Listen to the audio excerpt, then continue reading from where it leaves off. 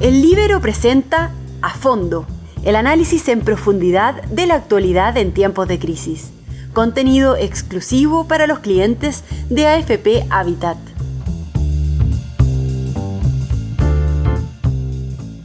¿Cuáles son las claves del discurso del presidente Gabriel Boric en la ONU? ¿Cuáles son los temas que han copado la atención de los discursos en general? Soy Magdalena Olea, periodista de El Líbero, y en este podcast exclusivo para clientes de AFP Habitat les contaré detalles de la Asamblea General de las Naciones Unidas.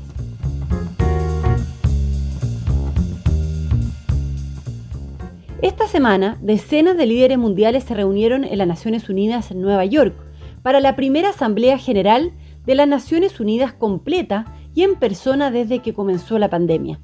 En la ocasión, el presidente Gabriel Boric pronunció su primer discurso, lo que se ha considerado como uno de sus hitos más relevantes en materia de política exterior desde que asumió en marzo pasado.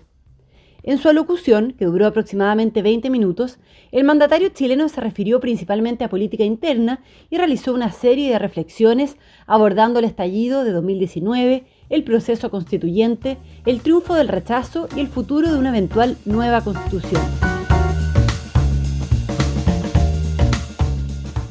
Pero, ¿cuáles son las claves y señales que entregó con esto? Primero, hay que decir que el foco estuvo puesto en la lectura del mandatario sobre el triunfo del rechazo en el plebiscito constitucional del 4 de septiembre pasado. Y si bien realizó una autocrítica al respecto, al mismo tiempo afirmó que el triunfo del rechazo no era una derrota de su gobierno.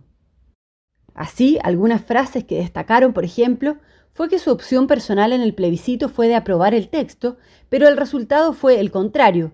Dijo que algunos han querido ver el resultado del plebiscito como una derrota del gobierno, pero nunca un gobierno puede sentirse derrotado cuando el pueblo se pronuncia, y agregó que el resultado del plebiscito en nuestro país nos ha enseñado a ser más humildes.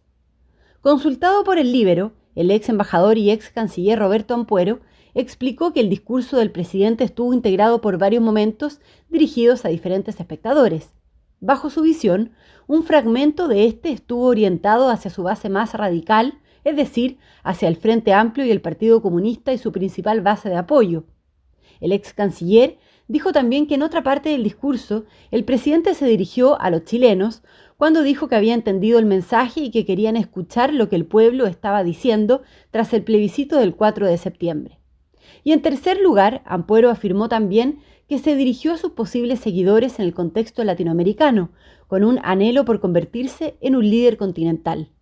En esto hay que considerar que Boric se refirió a los 50 años desde el discurso de Salvador Allende en las Naciones Unidas, evocando así simbólicamente la imagen del expresidente, quien representa un capital simbólico dentro de la izquierda en América Latina.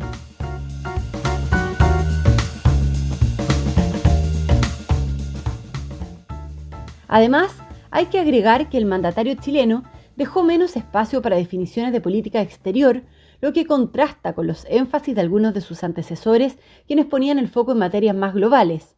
Aunque, eso sí, se refirió a la guerra comercial entre Estados Unidos y China, a la crisis humanitaria en Venezuela, habló de la liberación de los presos políticos en Nicaragua, condenó la guerra en Ucrania y también repasó el conflicto en el Medio Oriente.